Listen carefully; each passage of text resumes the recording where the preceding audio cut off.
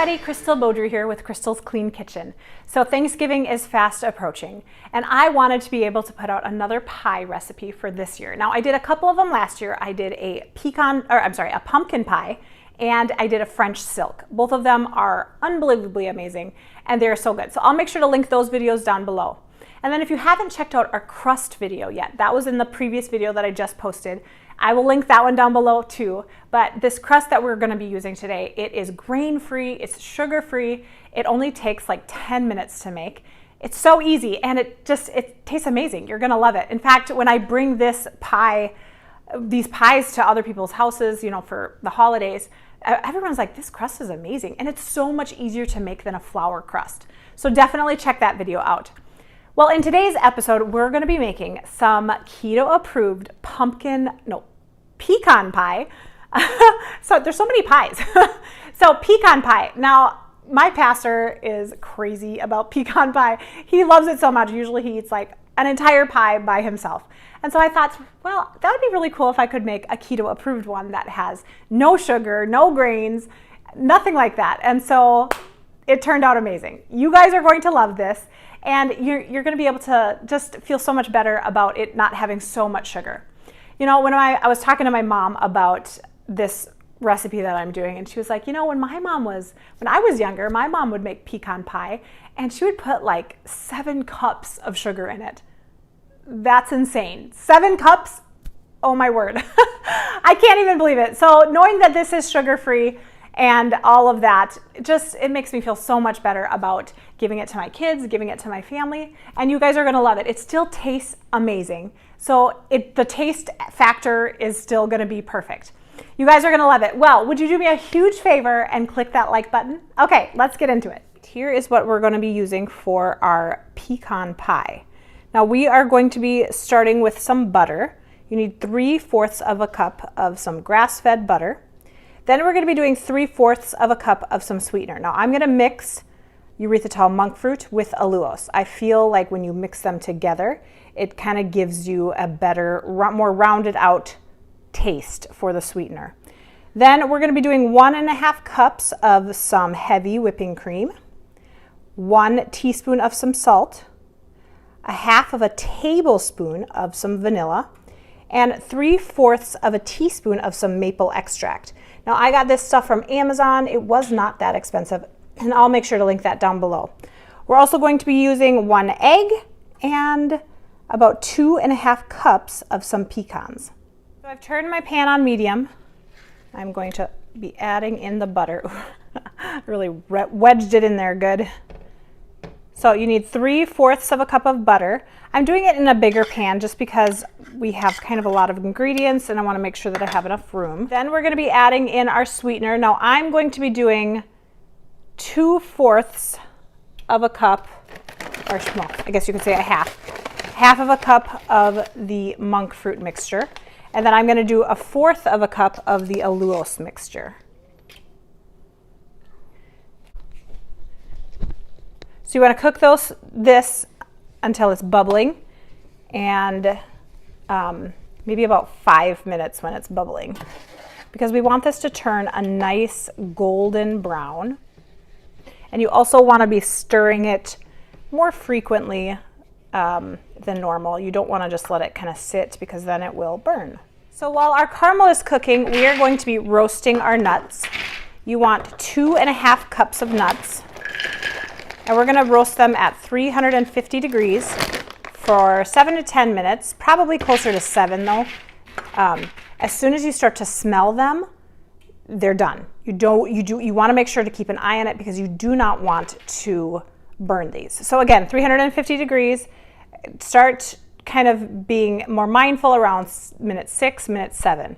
And then we are not going to be using all of these nuts in the middle of the pie. We're going to be taking 2 of the cups of nuts and chopping them up so that we have a smaller mixture, and then we'll leave 1/2 cup for the top to make it look pretty. We have our helper Kaden stirring the caramel. Now we're going to be adding in our 1.5 cups of some heavy whipping cream, and then we're going to be adding in our 1 teaspoon of some salt. Now, we are going to be simmering. I kind of turned the heat down a little bit just because I want to simmer it Here's the 1 teaspoon of salt. I want to simmer it for about 15 to 20 minutes because we want this to get super thick and more caramel-like. And once it gets really thick, it's going to be able to coat the back of the spoon that you're stirring it with. All right, so we have Caden here diligently stirring it. We are cooking it for 15 to 20 minutes, so it's going to take a while. We just roasted our nuts and they came out smelling beautifully. Now, of course, we kept an eye on them so that they wouldn't burn because those burn really easy. Caden, you having fun? I can't wait to eat it. Oh, okay. So the nuts cooled down. I'm going to add 2 cups of nuts, and I reserved a half a cup for the topping. Now, you're not going to be cutting these super, super small because we still want thicker chunks for this. So just give it a couple pulses. Let's see how that looks. Yes, that looks perfect. All right, Caden, how's it coming along here? Brown. Brown, okay. It's caramel. Okay, check the back of the spoon. Oh, yeah. That's looking pretty good. Am I allowed to eat it? Well, it's kind of hot. I'm sure you did not. I did. This is my 3rd time trying it. Oh, okay. It tastes different than the last times. Well, this caramel is a little different than what we used for our Twix bars. Okay, so once this, I'm going to give it another minute. We're going to take it off the stove and add in the remaining ingredients. It's looking beautiful though. I did cook it for about 20 minutes though, just because at 15 minutes it was still really thin. So this is getting nice and thick. It's heavy. It's heavy. This is like lifting 50 pounds. Oh, well, I don't know about that. Get it off the heat. As you can see, it's cooled down just a little bit. And I'm going to be adding in my half of a tablespoon of some vanilla and maybe about a half of a teaspoon, maybe a wee bit more, of some maple extract. This is going to give it some great flavor. Now, we're going to let this cool down for about 20 minutes. And then we're going to add in an egg. You obviously don't want to add the egg in right now just because it will cook it. So I brought the mixture in. I actually had it outside, so it got cooled down real quick. I better hurry. Okay, so now we're going to be adding in the egg. This is going to help it, I don't know, be more pie-like, I suppose. We're going to just mix this in with the caramel. Ooh, I might have let it cool down too much, but at least the egg won't cook, right? You know what though, this is gonna re-cook in the oven, so even if it's a little colder caramel, that's totally fine because it's gonna warm up again in the oven. Okay, so we mixed in our egg. We are going to be putting in our nuts now.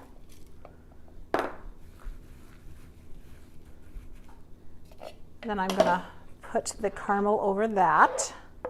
Guys, this caramel smells so amazing.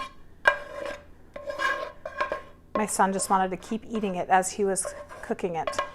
All right, so I'm not going to be mixing the nuts and the caramel together. I'm just gonna leave it like that because while it's cooking, it will kind of seep through and be just fine.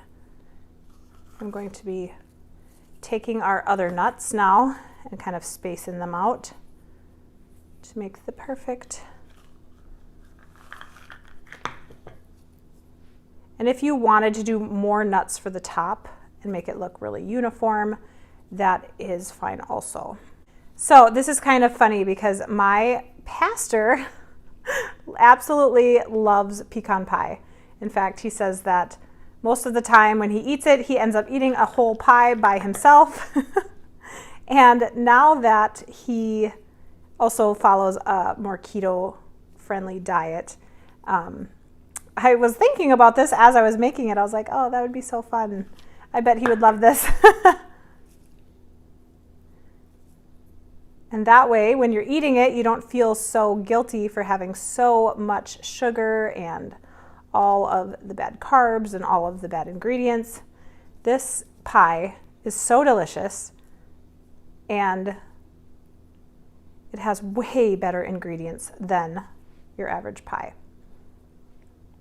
Okay, so as you can see, it didn't fill up the nuts super, super side by side. It's kind of spaced out, but that's okay. If you wanted more than that though, then just do a little bit more than a half a cup of nuts. So it's kind of up to you. I'm going to put this in the oven at 350 degrees for about 30 to 35 minutes.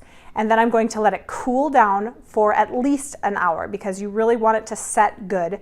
I'm even going to be putting it in the refrigerator so that it sets a little faster if possible. But actually, you know, pre-making this, making it overnight is a great idea because it can really set perfectly in the fridge. When you put it in the oven, I don't want the edges to get super, super burned. So I just kind of made a little thing to put over it with parchment paper just so that the edges don't get burned and it's still gonna cook nicely. All right, you guys, that was it. Thank you so much for watching. Now, don't forget to check out the crust video because that one is amazing also. This turned out great. I left it overnight and it set beautifully. It cut perfectly. There was no crust sticking on the bottom. It just came out beautifully. Let's give it a taste test.